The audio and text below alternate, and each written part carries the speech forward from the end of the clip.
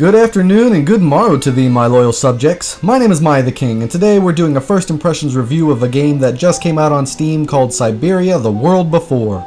Developed by Microids Studio Paris and published by Microids, the game is described on Steam as follows. Embark on a journey across continents and through time as you piece together the puzzle of a life. Not much of a description, I'll admit. It's labeled as an adventure, puzzle, point-and-click, and exploration style of game, and to my knowledge the game is not in early access, so it's full release. Charging for $40 American on Steam, for me, I don't really know a whole lot about this game. I've looked some stuff up, and I've seen the stuff on the Steam store page, but it didn't really give me a good enough idea of what I was getting into. So let's dive right in and see what this game is about, and more importantly, if it's worth our time and money. So, you follow two female protagonists. At least I think these are the two that you're going to follow. Donna and Kate. Donna is in the year 1937, and Kate is in the year, or at least she starts out in the year 2003, but I've heard that the game takes place with Kate in the year 2004 and 2005, so I don't know.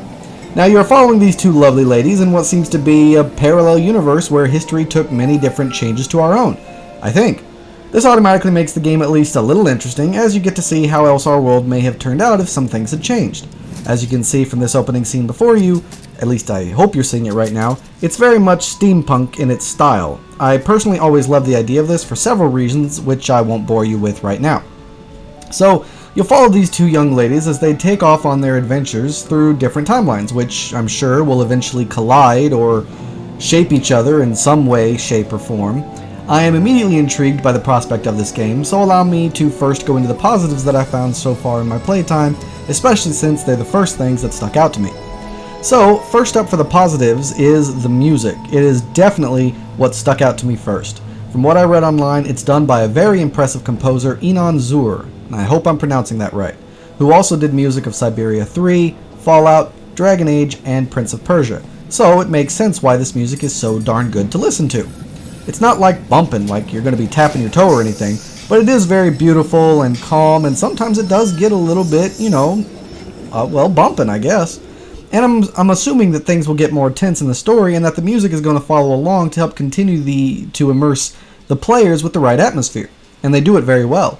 And along with the music being beautiful, the sound effects were on point for everything I saw, and the voice acting was really well done as well. Overall, in terms of sound quality, I have zero complaints and nothing but compliments. Number 2 for the positives is the look and feel of the game. At first I thought everything looked beautiful, but I was a little bit apprehensive on the color choices of the game.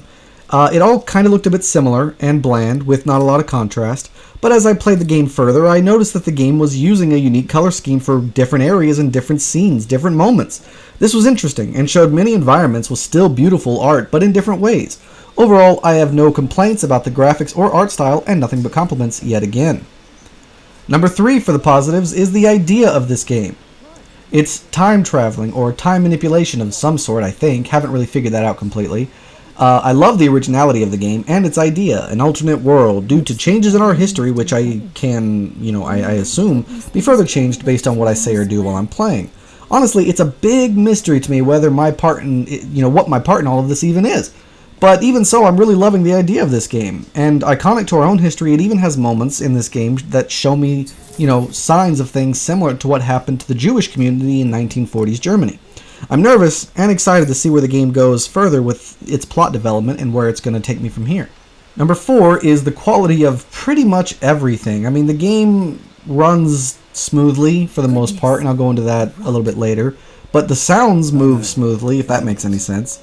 The controls are easy to understand, but also adaptive. The writing is really well done, and the user interface is nicely designed. It's the little things. It's the attention to detail scattered pretty much everywhere in this game that really helps solidify how good this game, to show how well the game was developed, I suppose is the better way of putting that. Much better than what I wrote down here. And based on what I have seen so far, I can assume this game will last over a dozen hours of gameplay, so a nice length for a game of such nice quality. Number 5 is going to include the tutorial and the price tag. I personally feel that the price tag is spot on. Well done, developers. It's not too much, it's not too little, for everything that this game gives you.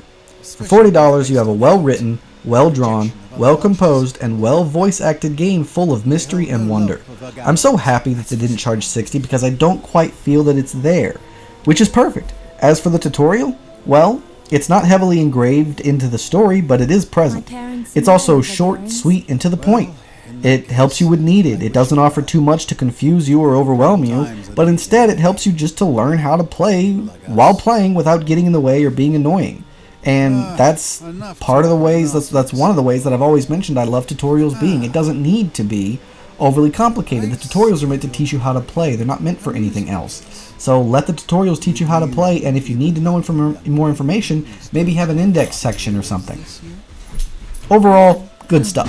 Alright, so that's all I got to say for the positives. Now before we move on to the negatives, I would like to humbly request from all you beautiful viewers out there to please consider joining my Kingdom of Nothing. It only takes you a few seconds, but every little bit helps me out a lot. Hit that like button, leave me a nice comment, join the kingdom by subscribing, or best yet, share my video with your friends and or family. Thank you so much for your time and your consideration. Also, if you hear any weird noises in the background, that is my dog getting adjusted to her new harness that we had to give her because she kept squealing out of her old collar. So I apologize for any noise in the background that may be due to her. Now then, on to the negatives. But before I go further, these are really nitpicking, as I couldn't find a whole lot to say negatively about this game. But I feel that it would seem biased if I didn't put any negatives at all, so that's why they're here. Number one for the negatives, the game is a little bit slow. Even when making your character run, she's moving fairly slowly and sometimes awkwardly.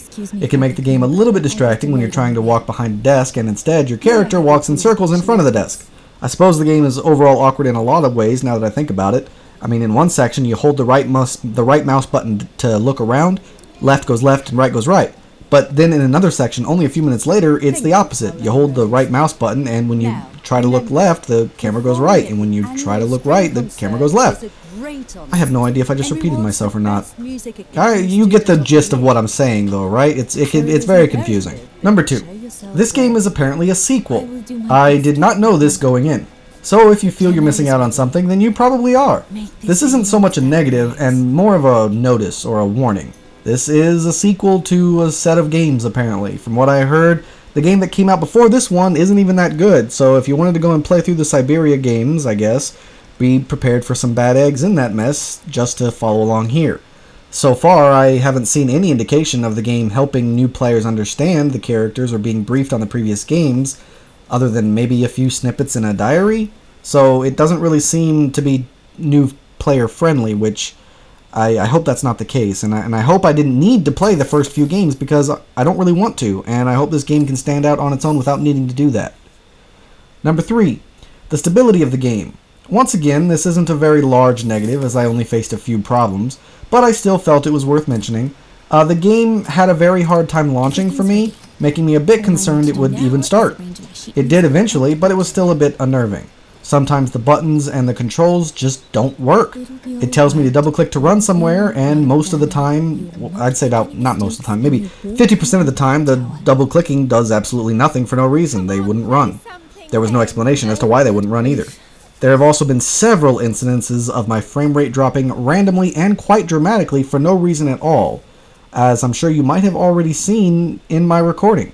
Will you suffer these issues? Who knows, but I know my computer is a damn good gaming PC and it shouldn't be having any problems at all. Number 4. There was no real seamless or smooth transitions whenever the game jumps you from character to character, because it does. It will jump you from Kate to Donna to Kate to Donna. Instead, you're met with a rather obnoxious and slightly too long loading screen. Overall, it was kind of a bummer whenever it suddenly hit me with a loading screen when I was invested in a scene or an environment. But that's about all I got for the negatives, and keep in mind that those were nitpicking. It was really hard to find something bad enough that I felt I needed to write a negative for it. Now, the frame rate dropping was a bit of a nuisance and messed up my recording quite a bit, as I mentioned earlier, but besides that and the awkward transitions between characters, I didn't really see the rest of the negatives as that bad. Overall, I was really enjoying myself with this game, without a doubt. I'm intrigued, I'm invested, and I've only played for a little over an hour. I want to play more, I want to see more, I want to know more. I'm not going to be getting a refund. I'm very interested in seeing where this rabbit hole goes, how deep the rabbit hole goes. That's what I wanted to say, and I messed it up. My recommendation? Well, it's a slow game. It's one of those old school point and click games where if you don't have the right item, you'll have to search for it before you can progress, where you click to move, click to investigate, click to talk, etc., etc. It's a slow-paced game, so if you're hoping this will be super exciting or whatnot, then prepare to be disappointed. I'm sure it'll have its exciting moments, its exciting points, but overall it's probably going to be about the speed that you've been watching so far. The game takes its time. It invests you into the characters and the story. If you're not looking for a slow, deep, long game, then this isn't for you. But if you're a fan of immersive, world-building games with impressive storytelling, regardless of the speed or excitement, then you're going to love this game.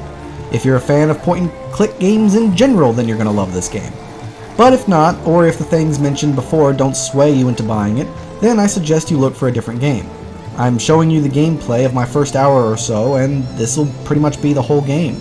It's all about storytelling and the world building and the atmosphere with a game like this, and if that isn't to your liking, then this game isn't for you.